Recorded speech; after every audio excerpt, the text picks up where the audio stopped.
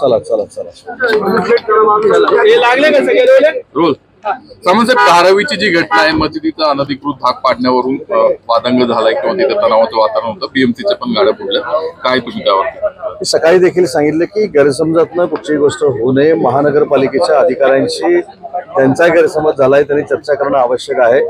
शेवटी अनधिकृत बांधकामामुळे काही अडचणी देखील निर्माण होऊ शकतात, याची सगळ्याची नोंद घेणं गरजेचं आहे. परंतु कशामुळे झालंय, काय झालंय याची मला कल्पना नाही, कारण मी इथं स्वतः पुण्यामध्ये कार्यक्रमाला आहे. परंतु कोणाचाही गैरसमज होऊ नये यासाठी ज्यांचा गैरसमज झालाय त्यांनी महानगरपालिकेशी संवाद साधणं गरजेचं आहे. धनगर आरक्षणासाठी GR काढण्याची घोषणा केलेली आहे तुमच्याकडनं मुख्यमंत्र्यांनी. हाकेंनी त्यावरती टीका केलेली आहे की त्यांचा हा संसदेचा अधिकार आहे, मुख्यमंत्री घटनेचा द्रोह करतात. या संदर्भामध्ये जे काही नियमामध्ये आहे ते सरकार करेल. कुणीही सरकारवर काही टीका केली म्हणून त्याच्यातनं मला अजून काही कॉन्ट्रोवर्सी निर्माण करायची नाही, परंतु जे काही करू ते सगळ्यांच्या हिताचंच करू. मनोज जरांगेंची पण तब्येत बिघडली आहे, उद्या पुणे बंदचं आवाहन केलंय. मी काल देखील मनोजींना विनंती केलेली होती की आपल्या सुरुवातीपासूनच्या मागण्या त्या सरकारनं सकारात्मक घेतलेल्या होत्या. शिंदे समिती स्थापन केलेली आहे. गॅजेटसाठी हैदराबादचा आम्ही प्रयत्न करतोय.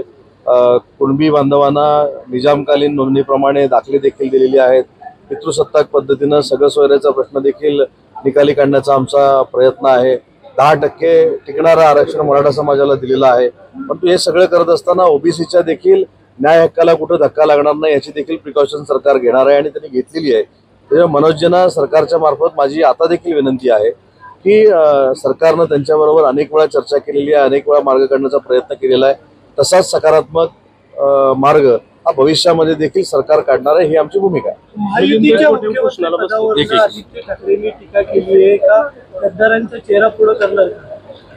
मला असं वाटतं की 15 दिवसापूर्वी राष्ट्रवादी काँग्रेस पक्षाचे पवार साहेबांनी जी भूमिका मांडली त्याचा बोध काही लोकांनी घेणं गरजेचं आहे. एका पक्षामध्ये एका दगडामध्ये 3 पक्षी कसे मारतात हे 15 दिवसापूर्वी सिद्ध झालेलं आहे. बाकीच्यांवर टीका करण्यापेक्षा पवार साहेब काय म्हणाले याच्याकडे त्यांनी आत्मचिंतन केलं पाहिजे. पवार साहेब असं म्हणाले की संख्याबळ आल्याशिवाय मुख्यमंत्र्यांची चर्चा करणं हे अयोग्य आहे. म्हणजे अजून संख्याबळाचं कुठं काय नाही. दुसरी महत्वाची गोष्ट की निवडणुकीच्या अगोदर मुख्यमंत्री पदाची चर्चा करणं ही देखील अयोग्य आहे. म्हणजे ज्यांचं स्वप्न आहे मुख्यमंत्री बनायचं ते देखील धुळीला मिळवलेलं आहे. आणि तिसरं ते असं म्हणाले की या सगळ्या ह्याच्यामध्ये संख्याबळ आलंच तर नव्या चेहऱ्याचा देखील विचार होऊ शकतो. याचा अर्थ त्यांच्या पक्षाच्या लोकांना देखील त्यांनी समजून सांगितलेलं आहे की उगाच जास्त धावाधाव करू नका. आणि दुसरं त्यांनी सांगितलेलं आहे की मुख्यमंत्री पदाचं संख्याबळाशिवाय काही खरं नाही. त्याच्यामुळे संख्याबळ येण्याच्या अगोदर मुख्यमंत्री पदाची स्वप्न कोणी पाहू नये ह्याचा पहिला विचार करा ना. आम्ही काय करायचं, आम्ही काय नाही करायचं आम्ही ठरवू. बिहार पॅटर्नची जी चर्चा होत होती का दादांनी बिहार पॅटर्नची चर्चा केली होती, खरंच बिहार पॅटर्न काय?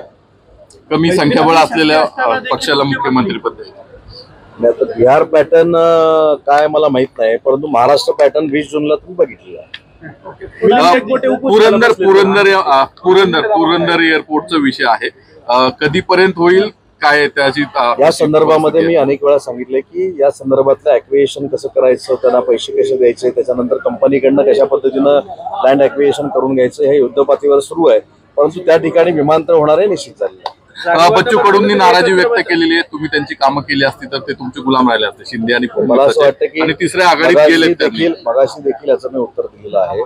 लोकशाहीमध्ये 3री, 4थी, 5वी, 10वी आघाडी करण्याचा प्रत्येकाला अधिकार आहे. बच्चूभाऊ माझे देखील अतिशय चांगले मित्र आहेत, ते वैयक्तिक त्यांची भूमिका मांडू शकतात. पण बच्चूभाऊंनी सांगितलेली दिव्यांग मंत्रालयापासूनची मागणी ही माननीय मुख्यमंत्री महोदयांनी पूर्ण केलेली आहे.